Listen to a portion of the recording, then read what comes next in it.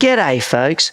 Talk to William Davo Hickey, a proud Wiradjuri Gamilaroi man and a professional basketball athlete for the Illawarra Hawks of the NBL, National Basketball League, and yarn about what it takes to get to that level, the hustle and the grind, and professionalism within the league itself, and what that environment's like, and how you carry yourself outside of it,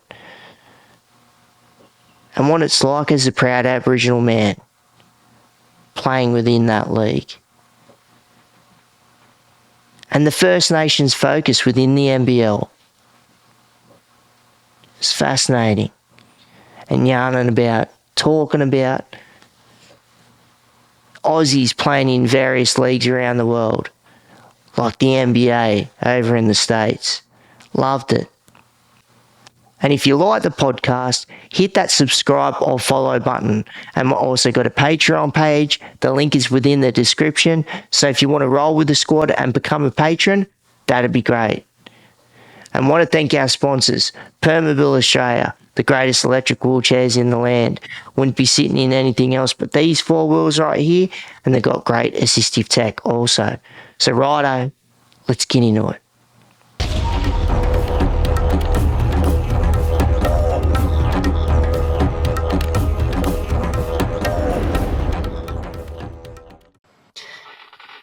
Righto, William, Davo, Hickey, cheers, brother, for jumping on the podcast and getting ready to have a yarn with us, mate. And what do we go with Davo or what? Yeah, everyone calls me Davo. Righto, just wanted to lock that in. Yeah. So where's your mob from, bros? So my mob's from Cowra and Walgett. So in Cowra, that's Wiradjuri country. Grew up there by the Lachlan River. Loved it there. And then also Walgett, which is Gamilaroi or Gomeroi country, just up near Queensland. Yeah, right out Walgett. I've been there a long time ago now, so that takes it, like I'm up on the Central Coast there, just north of Sydney, but yeah, it takes a while to get up out Walgett way. Yeah, it does. Quite a drive. Yeah, no, that's solid. So, in and around basketball. So, the passion. So, where did the passion from basketball come from? Whether that was from, local mob, whether that was the NBL, the NBA, international basketball, where did all that sprout from? Well, actually, I grew up playing footy, rugby league. Grew up obsessed with it. Just literally grew up around literally like 20-second walk from Redfern Oval. Before they rebuilt it, we used to jump in through the gates, sneak in there, and just play footy. But then as I got older, just towards high school, I played it here and there, not any organised basketball at all. And then my brother started playing, and I sort of picked it up when he did. Tended to copy whatever he done, and just a few games here and there on the weekends, I just fell in love with it. It only took me 3 or 4 games. I don't know, I haven't played a sport like it, I guess. The activity with your hands and your footwork, the fitness that I didn't think you'd have to have on a 20-30 metre court that you've very much got to have. But yeah, that's pretty much, to sum it up, how I really fell in love with it, and then just dove into it from there. Yeah, it's pretty complex what goes on a basketball court, Like it. Yeah. A lot of people might not see that, but obviously, because you're in the thick of it and, experiencing that as a young fella and, put down the footy for the round ball. So there's a lot involved there. So, and what was your path? So you've excelled through rugby league. So were you a Mad Souths fan or what? I heard you follow. Still am. Big still Bunnies am? boy. Yeah, my first ever email, I think, was Bunnies boy in 1999. Just obsessed with grew up knowing everything about them, and then that was a tough decision, but in the end, I feel like I made the right decision. Yeah, 100%. Yeah. Yeah, so Latrell Mitchell and crew. I'm a mad Dragon supporter. Ah, that's my mum. My Yeah, mum's a big drag supporter. yeah. See, when I was a young fella watching, Mundine and Blacklock doing backflips and all that all over the shop, I'm like, I'm following these guys now. Yeah, yeah. So, like, what was your path like when you're looking at the NBL, right? And it's no easy feat because you're looking at the amount of teams that are out there throughout the nation and where they're spread and looking at our population. And so what was the feed process when you're going before the NBL? Like what I'm talking about, if you're playing reps, Yeah. state, all that sort of stuff. So as a young fella, so where did it lead up from when you grabbed the leather or the synthetic ball to basketball to where it led up to the NBA? What happened in between that? Well, I'll just start from the start then, I guess. Best way to start. Again, like I started playing basketball, and then a couple of referees and a couple of people within the local comp that I was playing for. What do they call it in Melbourne? Domestic comp. Um, and they just told me, oh, you should try out, But I knew that reps was on Sundays, which was footy days back then. And so I was like, oh, nah, I don't know. Like, footies is on Sundays. And then it got to the point where one of the coaches from one of the teams had asked me to come down. So I just turned into a talk with my grandmother and whatnot and just saying, oh, I don't know. And then she said, well, I mean, you got nothing to lose, You're just trying out. If you make the team, you go from there. If not, keep playing footy. So I was like, all right, like, I'll do that. Sounds good. Ended up rocking up, I think, an hour late to the trial. Just no idea, where it was. Made my way there and then got picked in the second division. And pretty much from there, once I made that first rep team, it was like, I don't know, in the back of my mind, I knew that I wasn't going to play footy anymore. And so, yeah, pretty much I kept playing footy and basketball. But then it got to a time where I was like, all right, like, it's time to pick now. A couple years of playing. And so decided to drop the football and pick up basketball for good. And then from there, I think I ended up changing schools to Trinity. I Yeah, went there right. and, yeah, under Benny Morrissey, if anybody in the basketball world knows him. Great guy, great coach, sort of changed my whole trajectory in the way I played the game and approached the game, I guess. And yeah, he was in my ear a lot about college, but in all honesty, I didn't like the concept of school. And this isn't to say that kids still stay in school, but for me personally, I just wasn't somewhere that I wanted to be, I guess. And so taking that into account, I had college offers. I was talking to a couple of low end D1 schools, some D2 schools, JUCOs, whatnot. And I don't know. By that point, when I was growing up, the NBL was sort of looked at in the basketball world as a bit of a joke, if I'm honest. Like, not a lot of respect around the league. And then as I was finishing up school, the NBL started really clicking, and it started to become like a real possibility to play and a pathway to the end goal, which is the NBA. And so I made the decision, instead of going to college, to stay home. And sort of, I got a lot of criticism for that, saying that's probably not the best option. You can get a career and play basketball. And, I just stuck by my guns and made the decision I was going to make. And I decided to stay here and pursue a NBL opportunity. So I've first signed with Melbourne Tigers in the NBL 1. Oh, yep. Season down there. And went to the NBL Combine. And you went to the NBL combine, but because there's a lot of deep culture. Like there's no, because it's Melbourne United now, but when you're looking at the Tigers, like you're looking at a rich history there when you're talking about Andrew Gaze and crew. So what was it like? Like even though it's before the NBL, but what was it like having a crack with those fellas? Well, I mean, at the end of the day, they gave me my opportunity. But I'm not going to sit here and lie and say it was, all roses. It was still tough there. I still had to sort of work my way through and prove I was somebody.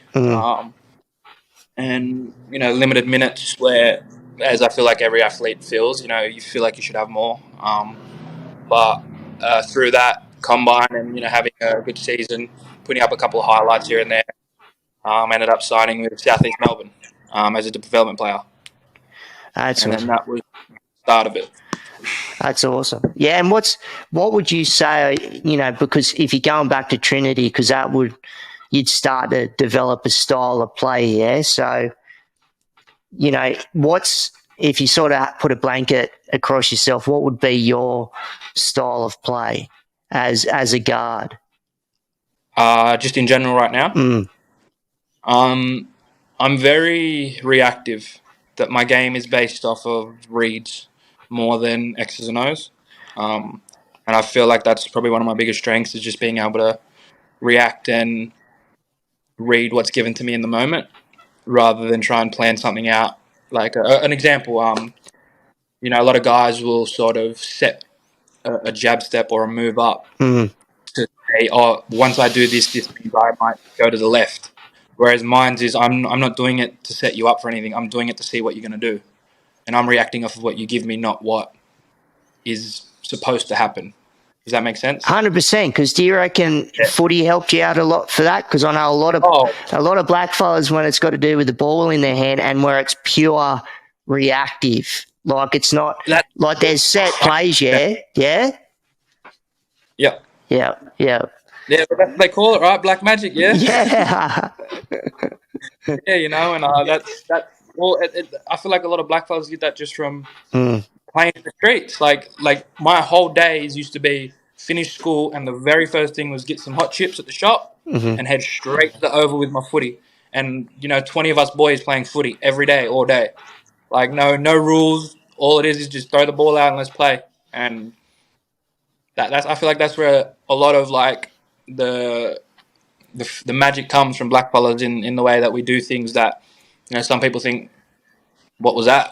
Yeah, straight up the truth, brother. 100%. So, and it's good that you see that, across the board, whether that's, black fellas in league, basketball, if it's in a boxing ring, across the board, it's just that natural reactive movements when something's coming at you or if you're going towards something. So, what's your favourite offensive move if it's something that's reactive or set up? Probably my hesitation. Without giving, you don't have to give away all your source either, brother. No, I feel like it's known. My hesitation. I feel like that's probably my go-to. It's just a way to freeze a guy, just enough that again, like I say, I read what the defense gives me, and what I look for is just a little rise with the heel. And the moment you lift the heel, it's in my mind that's my time to attack. So yeah, I'd probably say the hesitation. Nice. And does that go the same on the defensive end when it's got to do with timing? Yeah, it is. It's very much like I'm very good with my hands, and that's all again reactive. The timing of it, just knowing where you think a guy's going to pass the ball, but again, like a lot of it's not going to work out every time being reactive. So it's like it's hoping you have a coach that understands that you're not going to get it every time, but the times you do get it, it's it's going to be good. That's awesome. So apart from like the reactiveness, like if you're talking about drills, skills, technique, and shooting's, really important. When you're working on technique with shooting, what's that like? When it's like, because you're working with different coaches and you'd be having, like if it's just shooting coaches and if it's just got to do with placement of the elbow, the arm, like talk us through some of those techniques, bros.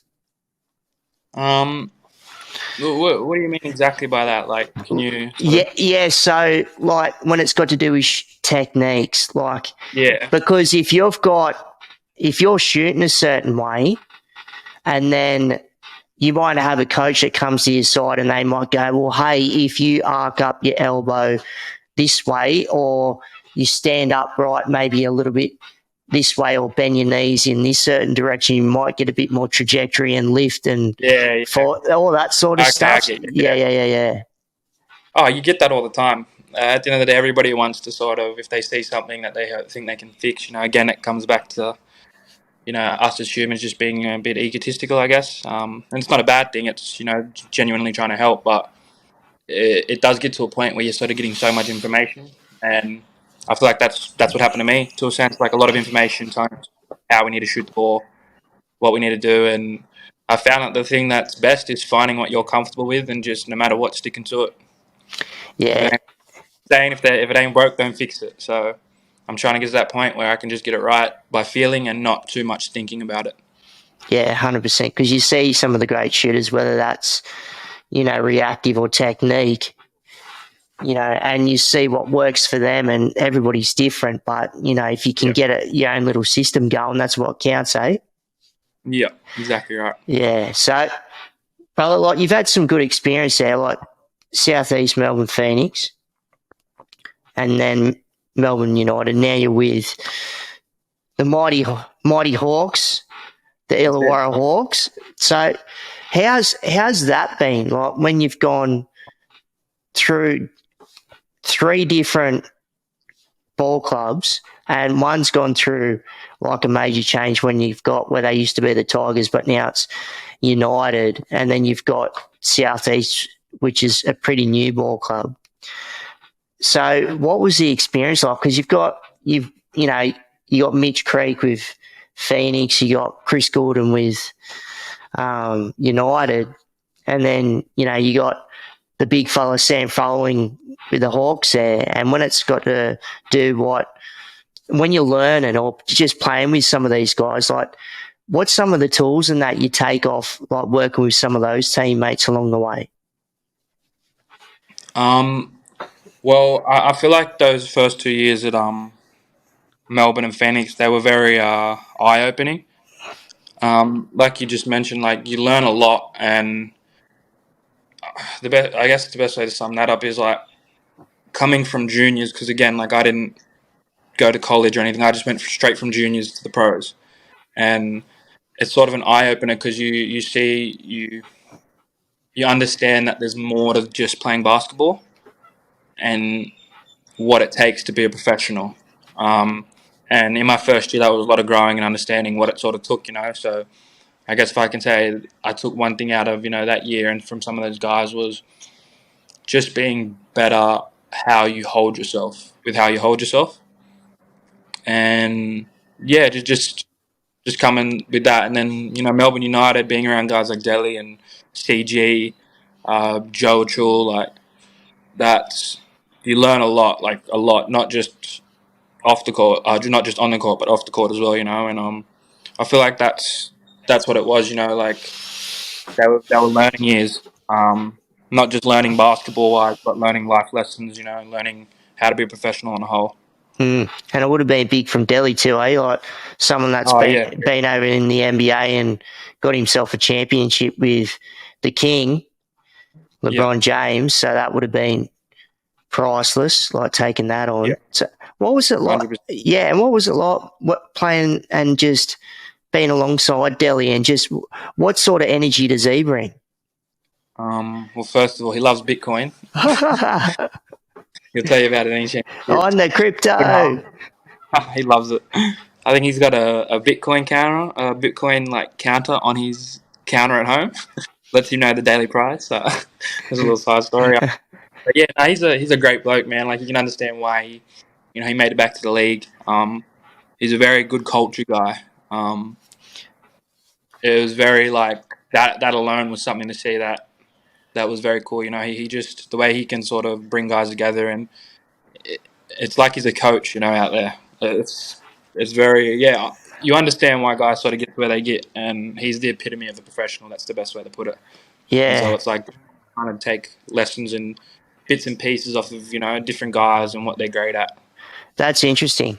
Yeah, and I think that's what I've heard too when it's got to do with guys that set the culture. It seems like, and I feel bad for him now that they've bowed out with Sacramento with the Kings, but yeah, like I've followed that fella too, and that's what I've heard and seen, and where he's the sort of guy that they might have on. He might not play a lot of minutes, but it's what guys like that can bring to when it's half time or after the game, and when it's at the bench, and it's just setting that culture and that tone. Is that sort of along that lines? Yeah.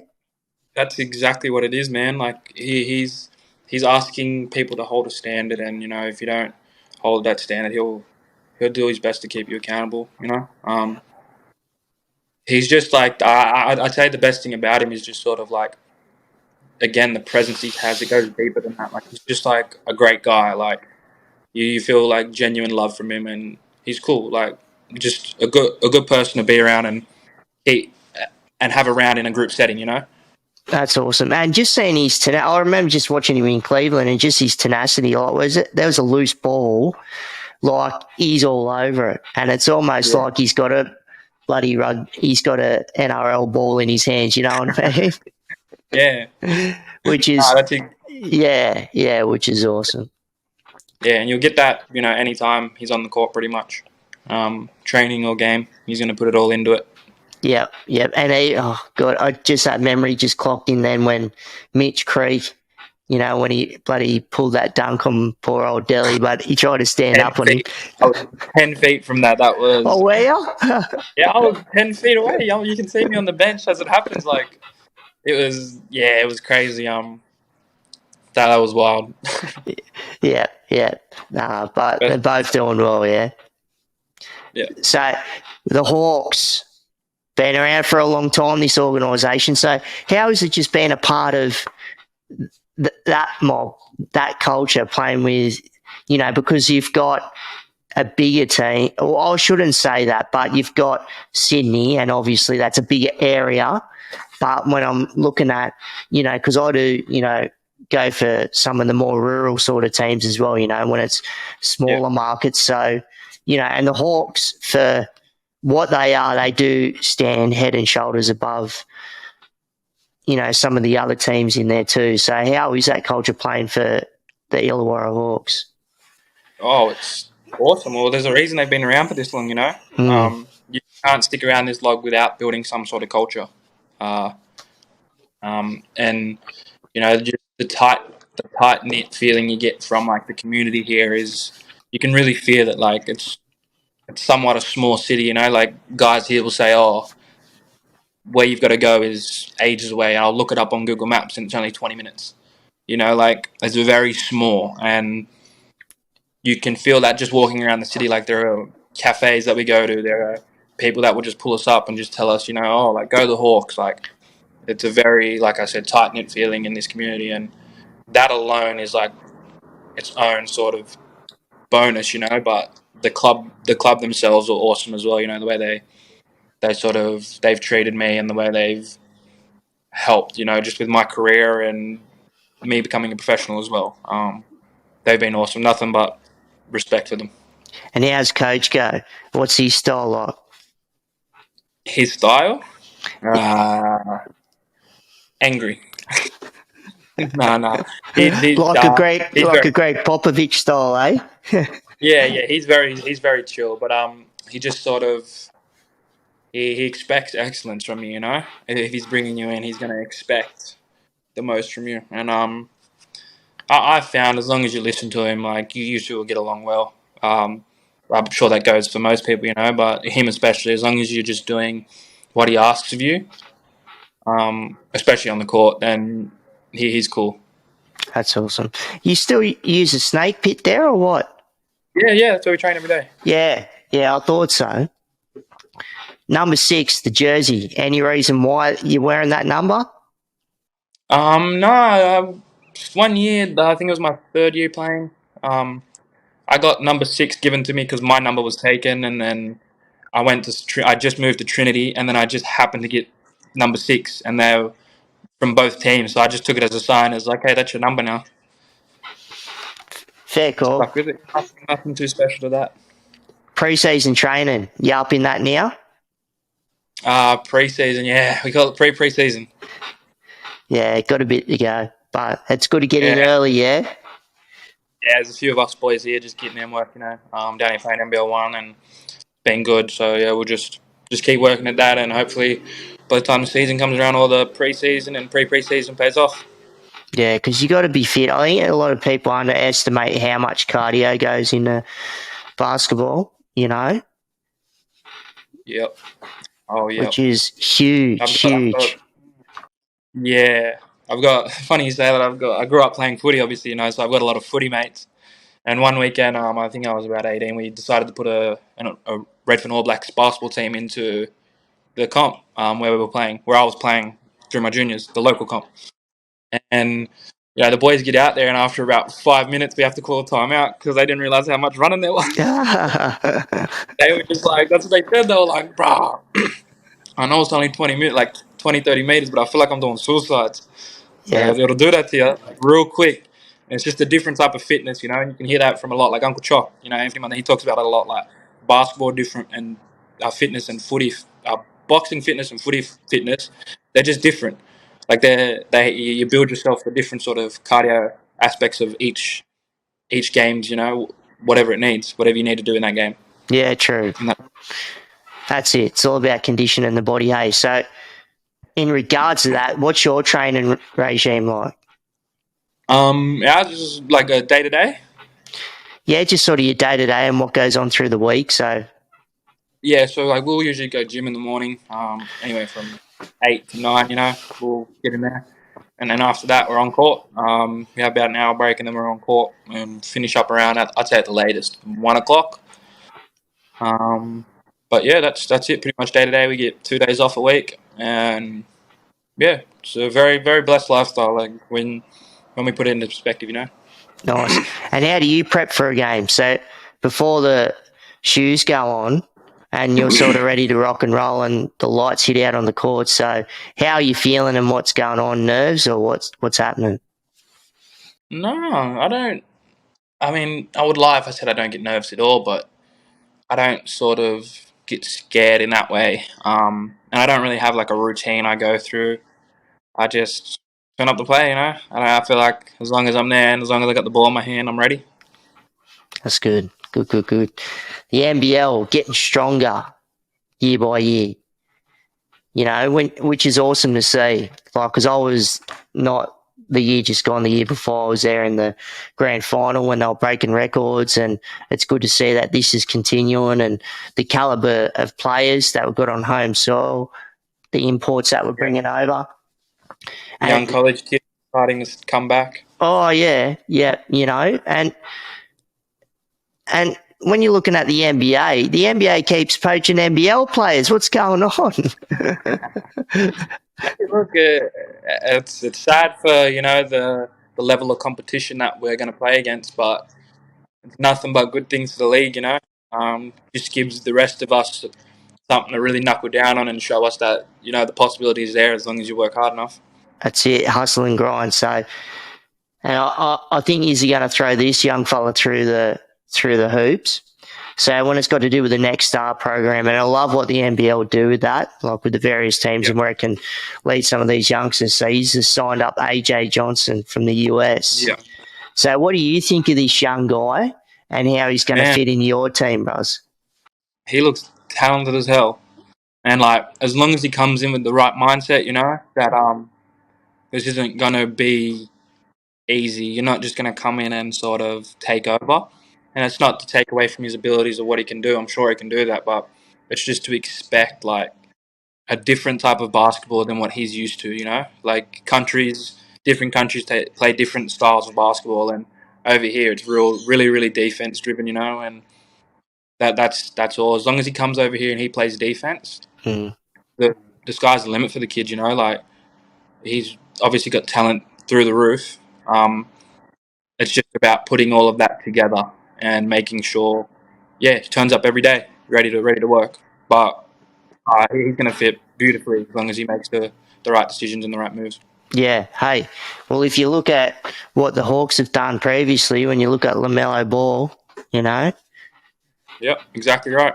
Exactly right. It's going to be interesting too to see how it goes, because you knocked it on the head there when you're talking about the different rules, and it's funny when you hear some of the NBA players that are from the States when they're playing international and have to play international rules, and how much it just throws them sideways, Yep. Just to adjust that little tiny bit, Yeah.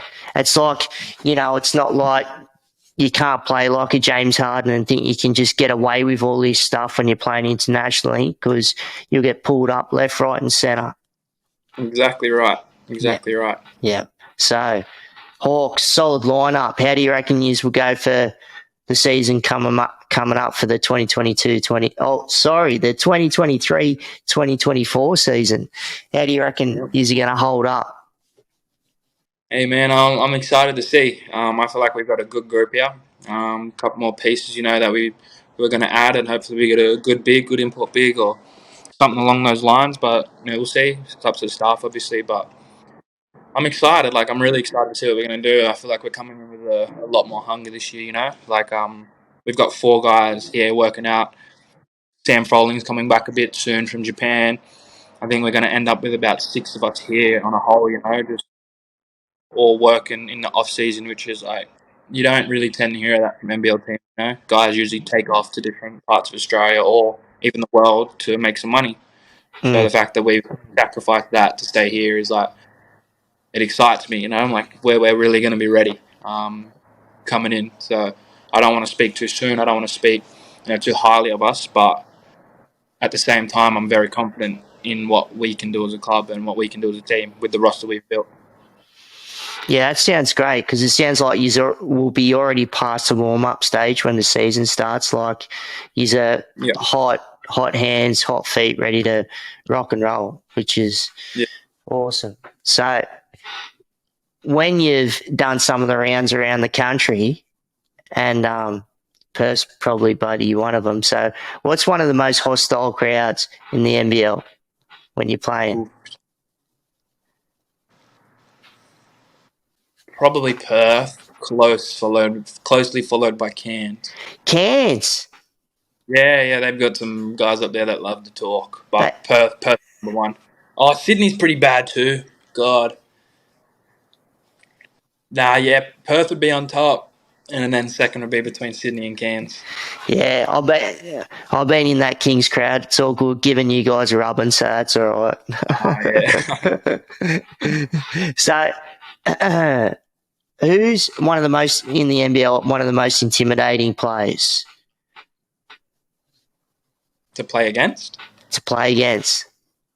Like their skill set, yeah. Skill set, or if it's either one or the other, or combined. Probs.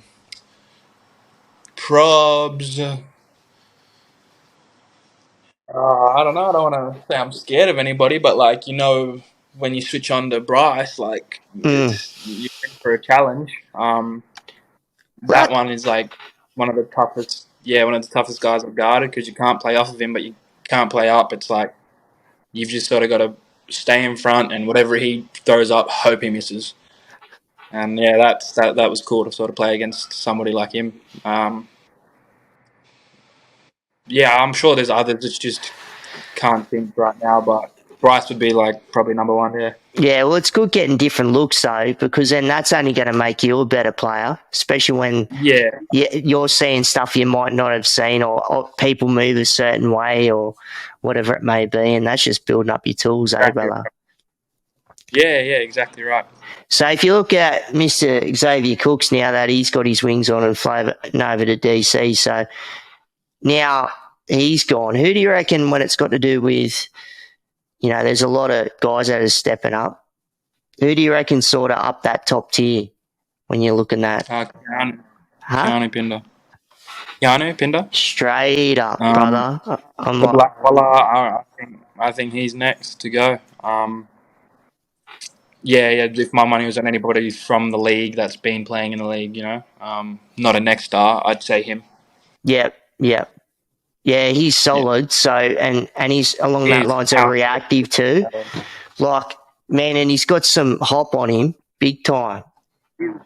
He's talented as hell, man. Like, what's he like in real life when you having someone like that dunking on your head? That's no joke, Oh, he's cool, super cool dude, man. Like, down to earth, like great dude. Yeah, what is he? 6'10", 6'8", 6'10", or something? 6'10", 6'11". Jeez. 6'9", 6'10", somewhere between 6'9" and 11. And athletic. Yeah, and athletic as hell. And, yourself, you're a solid player, brother. And when you're looking at your Indigenous brothers or sisters that are on the rise, like you've just named one, Keanu, but who's some of the other mob in the mix? Boali Bales. Yeah, I grew up with him. That's my brother boy. Tamari's out there. My brother boy Verl Williams down. I think he's playing in either Central or North. Talented black fellas. Up north, there's a bunch of boys up that way. I think. Even coming through, there's a lot of young black kids coming through. There's even good player, good female like Shanice Swain just signed in WNBA. Huge for black fellas. There's a lot coming through though. I just feel like there's a few things and a few ways that the WNBA and NBL have to sort of make it more culturally safe for some of these kids coming through. That the same way that the AFL and NRL tend to do. I feel like the NBL sort of needs to take a leaf out of their book, and they're doing a great job with what they're doing now. But there's other steps you need to take to sort of make sure that you're not just helping the kids that are already there. You're also helping the ones that are coming through that don't have the same sort of leg to stand on. As these other kids who've just to say it bluntly have it all. 100%, because some kids are privileged and where they're getting picked up and going to King's School there in Sydney, and it's a lot of dollars and cents and privilege and all of that. So yeah, you knocked it on the head. Right. Yeah, like that I feel like that I'm sure you can talk to so many blackfellas that have played the game that can speak about talented blackfellas that have played, but the highest level they've ever gone is either reps or even just local comp. But again, it's just a lot of blackfellas feel like there's just not a lot of cultural awareness around basketball. And like I said, they need to start at least being in talk or talking to the AFL or NRL to see what their model is like, to see what they're doing. And that's how I feel about that. Yep. And you do a bit of that yourself here and there when it's just talking to mob and just trying to show the right path, whether it's young brothers or sisters coming through and just some of the knowledge that and what it's like, what it takes and the hustle and grind. But also if you're feeding some of that information back to the league and say, mob works like this and this might be a channel for people to sort of step through. Yeah. But it's a hard line. It's a hard line to straddle, in when you come when you play in a sport that is a business, because that's what you got to remember as well. You can't just go up to people who don't know where we're coming from and expect them. How do I put it? No, to have that cultural awareness, yeah. You know what I mean, and us telling them that, hey, this is how it needs to be done. It tends to come off very confrontational. And again, it's not coming from a bad place. It's just out of frustration. The fact that it has to be in place. There are things like this that have to be in place. So anybody who comes through can feel safe. Not just black. But yeah, that's how I feel. Yeah, I'm hearing you. Yeah, and especially when it's got to do with sport and development, and some leagues are sort of got the front foot on others, and that's just experience and just opportunity there too. But so, what does it mean to you to be a proud Aboriginal man and being a professional basketball player, and through the struggle and through the hustle and the grind and sweat and tears and everything above to get to where you are today? I'm not gonna lie, I sort of still forget it. I just still think I'm just Davo, if that makes sense. But I've got to put into perspective that there are people who look up to me. There are people who have eyes on me. Things like that, and that's new. I'm still sort of just figuring all that out now. Just really coming to terms with it, I guess. But as a black man, I don't know if you know, but my grandfather is Billy Craigie, and my grandmother is right. and Craigie. Yeah, my grandfather was one of the 4 men that started the Tent Embassy in Canberra, and so I've been in nothing but I'm named after him. William David is his name, and they called him Billy Davo. So everybody actually called me Billy Davo growing up until I got to around kindergarten year 1, and they couldn't be bothered saying Billy Davo, and that's where the Davo comes from, and that stuck. And so I'm named after him and my grandmother, and it's been instilled into me from as young as I can remember that, I'm black, like, and I'm a proud black man. And what I've seen them go through, it's a lot of the reason why when things happen, and if I've got an opportunity to make a change or make sure that my voice is heard, I'll always do that, because it's what they do, even if it's not, if even if it doesn't benefit my career or benefit where I'm going to be politically, I don't care. Like, at the end of the day, like, my grandparents went through so much worse. What's me just telling them, hey, maybe we shouldn't be doing that this way? And that's why with the NBL and even Illawarra, I try to make sure that when they're doing stuff for Indigenous round or anything culturally, I make sure they do it the right way, um, and make sure they go through the right people. They're not just doing something because they want to put on show. They're doing it because they're doing it for the right reasons, and they're going through their whichever city they're in. Make sure they're going through the right custodians in that area, like things like that. And You knocked it on the head there.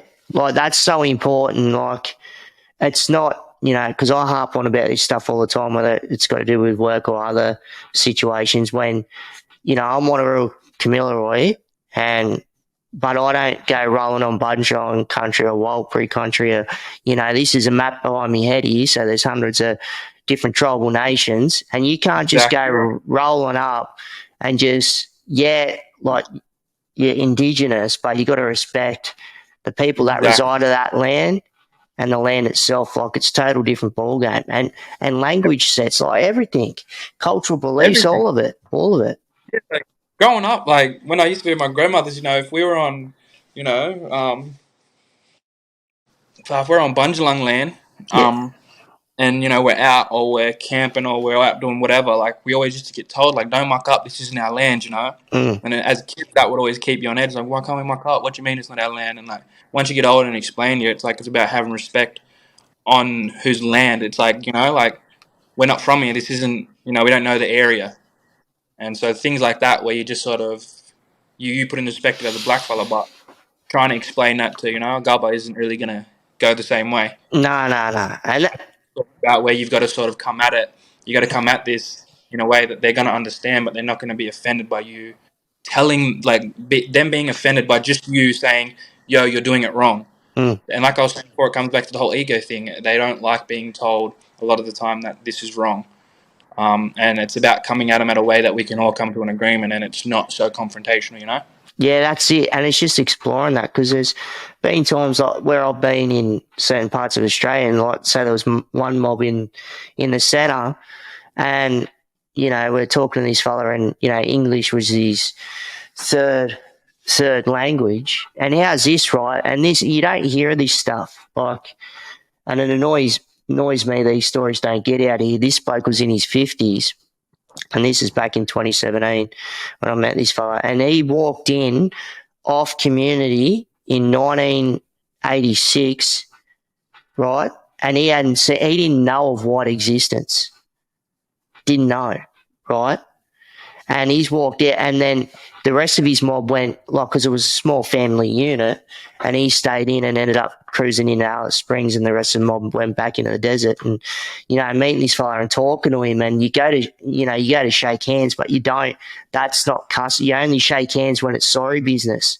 Like, with his mob, like, and if you can see up on the map behind me, the big green one, dark green one up in the middle there, like, he was from that mob. So it's just little things like that, and it's like, you just got to be aware. So that's No, man, like that. This is exactly what I mean by, like, just as an example, it's not culturally safe. Like, we're in Darwin, and for the Blitz, and there's Indigenous people all over the streets, and drinking alcohol like it is up there, and it's sad to see, when they're asking questions like, or like, why do you guys, like, oh yeah, what's their what are your guys' beliefs? Like, do you believe in a god? And I just looked at them, like we all have our own beliefs. Like, the fact that that's not taught in Australia alone is sort of like worrying, And it's little things like that, like where you have to educate them where usually you wouldn't have to. I shouldn't have to educate people on something in a country where you lived, whose land you live on. Does that make sense? yeah. That which you sort of turn your head a little bit, but you let it go. You're okay with it. You've just got to, just little things like that. I feel like need to be more. touched on and taught. You know, like that's why there's rap plans. That's why it's set up. You know, to make sure that we're understanding of these things. Spot on. Well, rap plans and other means, so that's what's important. So, Indigenous, like when you're looking at these Indigenous basketball organisations, there's a lot of good orgs that are starting to come up now, and where they're promoting a lot of, you know, whether it's their own sort of leagues within themselves, and where it's going to rural, remote, urban. So it's great to see, yeah. Yeah, 100%. That's all through Paddy as well. And then I've got in Victoria, there's one of the black fellows who I stayed with while I was with Melbourne Tigers. He's just set up his own academy, Korea Academy down there. And they're well, you know, and it's just things like that where you can see, you know, people in the community sort of setting up things for our kids who don't usually have access to a basketball, let alone, you know, facilities, let alone a pair of shoes, things like that, which is like is very vital for our people. You know, being active is very very vital for our people, and I feel like that's where I want to end up moving into a space. I want to end up moving into, you know, providing facilities, providing needs, providing what's, you know, equipment, whatever's needed, just so these kids have that going forward. That's awesome. That's needed, brother. And I hope all that transpires, because much needed across the board, across all these great nations behind us there within this continent, Australia. So, and yeah, that Paddy, like the amount of money and time that he's putting, when he's got the time, you know, when the season's over, and just where I've seen him, you know, in the middle of Australia in parts where, you know, he's throwing up getting a new court paved out, you know, for kids, and that's not cheap, you know, and getting all that sorted out. But it's all about giving back to community, and you know, trying to provide opportunities and just trying to lay a pathway now, which is great. So that's you know, advocacy, like being a strong advocate is needed in the sports space, you know. So yeah, 100%. especially in basketball, we need to get more kids on the court, eh? There's a lot of kids on the court already, bro. It's like I was saying, there's a lot of kids on the court. It's you know, it's just about like when we have, you know, Indigenous tournaments, like the knockout. It's like what Trell said, you know. Didn't see one scout down there. Little things like that. You sort of like, you need people out there within the community, like spotting these kids, you know. Because a lot of these kids can't make it to the big cities. A lot of them can't, you know, get out of their little towns a lot of the time. So that little things like that. There's a lot of kids already out there, bro. I'm telling you. Yeah, that's true. You know, and that's a hard thing. You know, that you got this kid that's blazing up, potential to the stars, and then there's, you know, because they're within their town, you're looking at travel, petrol money, all that sort of stuff. Like, yeah, exactly what I mean. No, bro. Yeah, exactly. 100%, brother, 100%.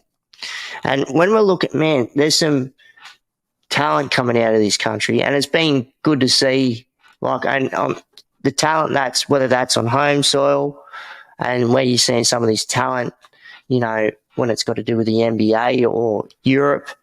And like, God, we've got a few fellas in the NBA now. You know, Paddy's a veteran, killing it, you know, with the Brooklyn Nets, and it's been awesome to see his progression. I met him when he, when they won in 2014. And him and Baines bang out the bloody Larry O'Brien trophy, and, you know, had that thing in front of me, and seeing all the gold plated thing, that was no joke. So, but you know, and I'm in a wheelchair, so I'm like, you know, I'm 3 foot nothing, and I'm looking at Paddy in his store, but I'm looking at Aaron Baines, and I'm like, Jesus, fella. They're big boys, man. Yeah. And I'm just saying, imagine having Bainesy running at you full out of team 6'10" and 100 plus kilos. I'm like, you can have it. Scary. Yeah. And how was it playing against him with the Brisbane Bullets? All right. Yeah. Just big. Just a big boy, man. That's like a big presence. That's the best way to put it. Obviously very talented, you know. But far, he's just massive, man. Yeah. Big hand, feet, big head, big body. Big everything. Yeah, and just seeing the talent too, like and just seeing this other Josh Giddey character he's picking up some momentum, mate. But just seeing his court vision, that court vision that he's got, but he's sort of like that Ben Simmons sort of, because he's got, that 6'8", 6'10" sort of height. So then you get a bit of a read over the top and you can sling all sorts of stuff across the court, eh? Yeah, there's one thing about saying it, but about actually delivering it consistently like he does, very, very talented. Yeah.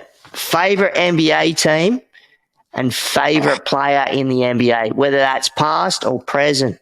Look, I stand by this, man. I used to be on the Warriors back in like 2012, 2013, and it used to be Curry.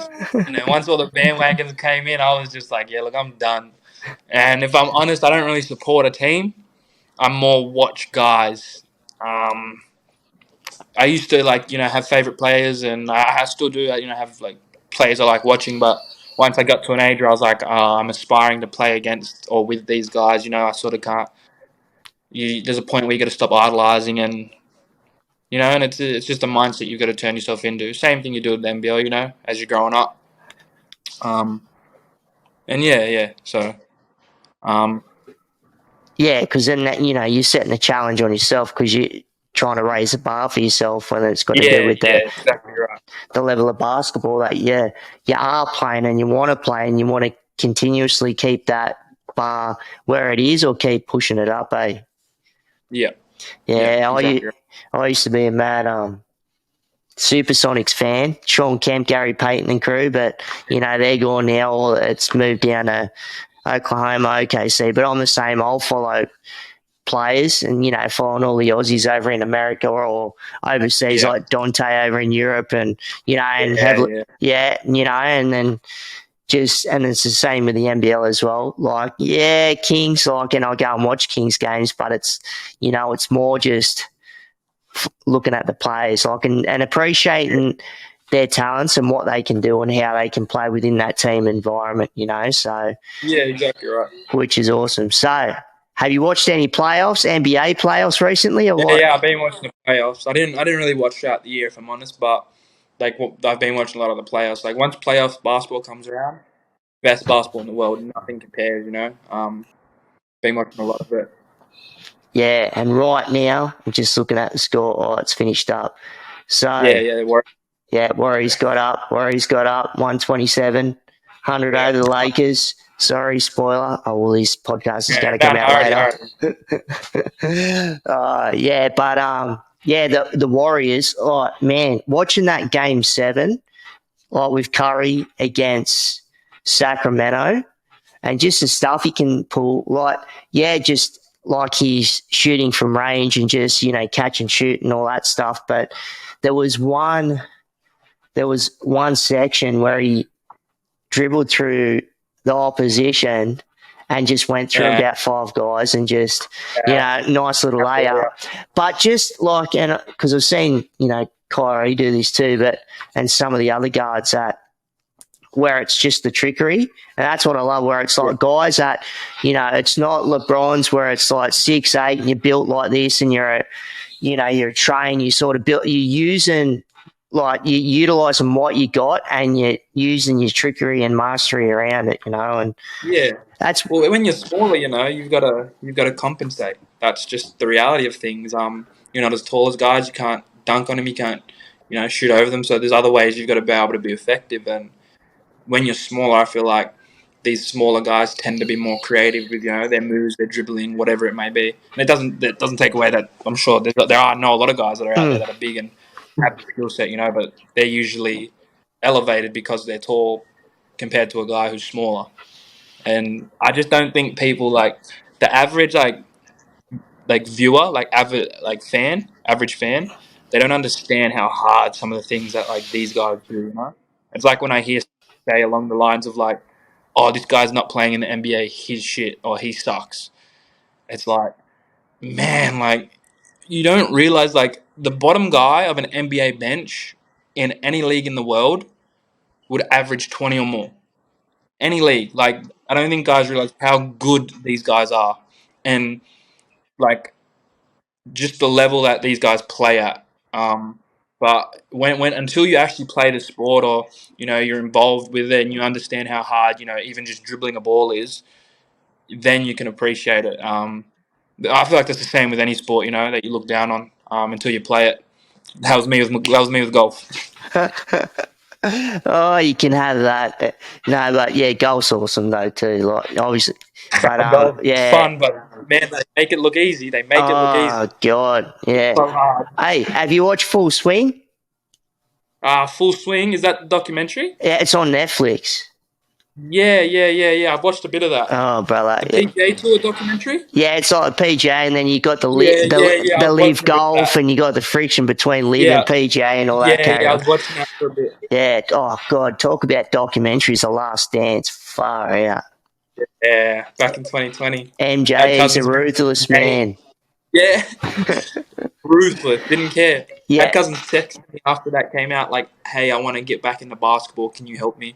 Like 3 or 4 cousins. Like, it just he just inspires people, man. Oh, mentality, and it shows in business Yeah, too. I ended up watching Air too, like because I froth on shoes, on kicks, brother, and when you're talking about Jordans and all that. And have you seen Air and just what's gone on with that? no, I haven't seen that yet, but I want to go watch Oh, it. I won't say anything then because I don't want to be throwing out spoilers. But just to see how much he makes as a passive income to this day, I won't say. Watch the movie. Eddie's insane. It will blow your socks up. But the movie, all in all, is really good, so I really enjoyed it. But Yeah, I'll get yeah, onto that. I need to watch that. yeah. And just go because I want to just quickly touch on that. Like going back to Steph Curry's all about shooting threes, all that. He's number one, got the record. But just, when you got someone that's got his stature and he's coming up against Sabonis, and then just because, that guy's 7'1" or whatever, and just the way he threw this layup, but it was like this teardrop that just Oh, went, how he throws it oh, up. ah, It's man, that is one of the most like that alone is what I was talking about before, like how mm, hard things like how easy these guys make it look like. That is like to do a layup that high and have control over it that consistently yep. is ridiculous, man. Like that takes a different type of skill. Nobody else does it. Yeah, and I think people don't realise either, like, because, when you're watching the full game compared to watching highlights on Instagram or on TV, is when you're watching a Yeah. live game and you're watching how much Steph Curry, how much he runs without the ball and his positioning. Yes. I Yes. don't think Yes. people realise that, like, how No. much of that's involved. Like, that's I think that's led to where he is today. Like it's just that cardio Oh and yeah. just knowing where to put himself. But he's constantly moving. People are constantly chasing Yeah. him without the I ball. think that was a 3 year period where he led the league for most miles ran accumulatively for the year. So they've got trackers on him and they track how many miles they've ran. He ran the most for 3 or 4 years consecutively. Him and then followed by Clay Thompson. Oh Jesus, Splash Brothers. Yeah. So like they just don't stop moving. But doesn't that? I see that blows my mind, and just the rate that they shoot and the catch and shoot, and just when they're in these obscure positions and the ball still falls through the bloody net. I'm like, how does that happen? It's years and years of sacrifice and work. Yeah. That's what that is like. Years and years of just constant working on the same thing over and over, day in, day out, to the point where you just throw it up and it's natural now. And so she's in. It's all repetitive. It's all Yeah. muscle memory. Okay, sacrifice some of the runs that you've gone through. I'm going to just share the screen quickly. Got 3 pictures that Yep. I want to throw up. Just tell me what's happening and just how you felt in that moment and just what this means to you, brother. Stand by. Yep. Righto. Share screen. Where are we? Ah, God. Talk us through That it, was brother. wild. So see that leg band real quick. Yeah. That's actually an arm sleeve, but my Oh, arms are too skinny back then to put them on. yeah. Yeah, so like Straight up that's a quick blackfellow side. legs. No, yeah, and then but that was my first year playing with AIB, and where Ah, eventually I met the guy I stayed with in Melbourne, Ricky Baldwin. yep. That's where I ended up meeting him. And so Is that yeah, his show, is it? Is that what he's running? no. He runs that Korea Academy, but he was the Yeah. assistant coach here. Um, but the Mackay coach Joel Kalu was running this, and we were in New Zealand here, versus their Māori team. How'd you go? We won the series, yeah. Do you know Chris Patton? Played for Melbourne a few years ago, Melbourne United. Right. 5, 6 years ago. Yep. Yeah, he had a game winner to seal it for us in game 2. Nice. Yeah, Righto. Bloody arm sleep. That's that's awesome. actually an arm. That's awesome. Righto, next one. What does that mean? You got Big Sam Frolan in the background, but if you're looking at this jersey here, what does that mean when you got Indigenous round on? Or Well, my totem's actually the wedge-tail eagle. So I know that's a hawk, but in my mind it was an eagle. So I love that. Like the uniform, I think we had the best uniform. That's just my opinion. But that picture alone, like I love that picture because it's like, I don't know, like you got the fans in the back, the shining light on the courts. Gives me that sense of like you sort of made it, but there's still a journey to go, obviously. But it was one of the pictures I look back on and was able to be proud of myself. yeah, it looks great with the lighting and all that, like with the red in the background, eh? Yeah, very dope. Righto. Last one. Yeah. What's going on here, brother? That's important stance here. Down in Canberra. Yeah, I believe that was on Invasion Day, so January 26th. It's just a picture, just it was just a random night, I think, and I was just feeling proud, and I feel like this picture epitomizes, the strength we have as our people have, In my mind, I look at that and I think, yeah, we're still here. Right, that's right, we're still here. You tried everything you can, but we're still here, and I just love that. 100%. Said it well. Righto. Okay, we're back. Thanks for explaining that, brother. And that's straight up. Right. You're looking at the people and mobbing the struggle and then doing that straight up down in the heart of where all the, PM and all these mob are. So, that's awesome. So, any advice to, and not just youngsters, because you got some people that are in the lower leagues that, they're going through the struggle and the sacrifice and want to make it to the pros. So, have you got any advice for people on the come up, brother? And whether that's mob or people in general?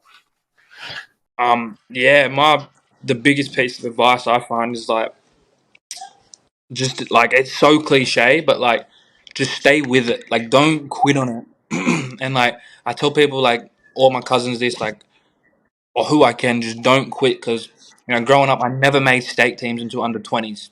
Cut from every state team in my juniors, till I made 20s, and pretty much every guy bar one from my 16s and I think 18s actually still play, and the only one that still plays is Josh Green. You played alongside that fella in that's bloody weird. Play alongside him. I played against him, and he played state. I make that team. Yeah, and yeah. But like, that's my point. Like, a lot of guys that make these junior teams, especially if you're younger, this goes out to the younger ones. These guys that make these junior teams, they get complacent and they think this is the epitome of where they need to be. Like, you need to look past all of those juniors, all of the accolades, and like, because the moment these guys don't make a team, they're gonna quit. It happens every year. You'll see it happen, and as long as you're the one that just stays with it, you got to stay with it. You got to put in the work. You got to make sacrifices. You got to, you really got to sacrifice for this. That's the biggest thing, and as long as you do that and you stay with it, that's the main point, you're going to get to where you want to get to. But that's the biggest thing, is like staying with it. And it gets easier every day until eventually there's going to be an opportunity. And then it's up to you whether or not you're going to take that opportunity. And that's how I'll leave that. Yeah, that's just stay with it. Well said, brother. Well said. Well, you heard it, folks. No matter if you're getting, no matter what age, when you're getting chopped, stay with it. Embrace the grind, because that's life in general, whether it's sports or whatever you're doing. Like, life's a roller coaster, brother? So it's just, that's it, bro. Get back up, dust it off, and just keep persevering. And look out what it's done for yourself. Like you said, up until your 20s, you've gone through state teams and getting cut here and there, but it's just perseverance, and now look, Illawarra Hawks, NBL, you should be proud of yourself, brother. And, I can't wait for this season to pop up. and seeing how you're going to be slinging around the court with the Hawks and up against some of these other fellas around the nation. Because I'm excited, brother, for the NBL and just what's going on at the moment and just the build and the process and getting a lot of mob involved. Where it is, like you said, that it's still a process and there's still time to catch up. And it's like the NBL too. Just stay the course. So that's it. So if people want to get a hold of you, when it's got to do with socials and all that sort of stuff, do you want to throw that out in the atmosphere? Yeah, just get at me on the gram if you know you got questions. Wiggity Dave _ if you need coaching, whatever. Just get at me on the gram. I'll get back to you. That's it. Coaching, all of it. That's it. Thanks for your time, brother. Look forward to Thanks for having me on. That's it. Look forward to the upcoming season. Get after it. Too easy. I appreciate it, bro. Take care. Eh? Cheers, brother. Righto. Solid yarn. Great chat. Great talk with Davo Hickey, the proud brother. And see, here's an example of if you fall down, you get back up, perseverance. Where he got knocked back by not making it to certain teams, but just kept those wheels turning forward.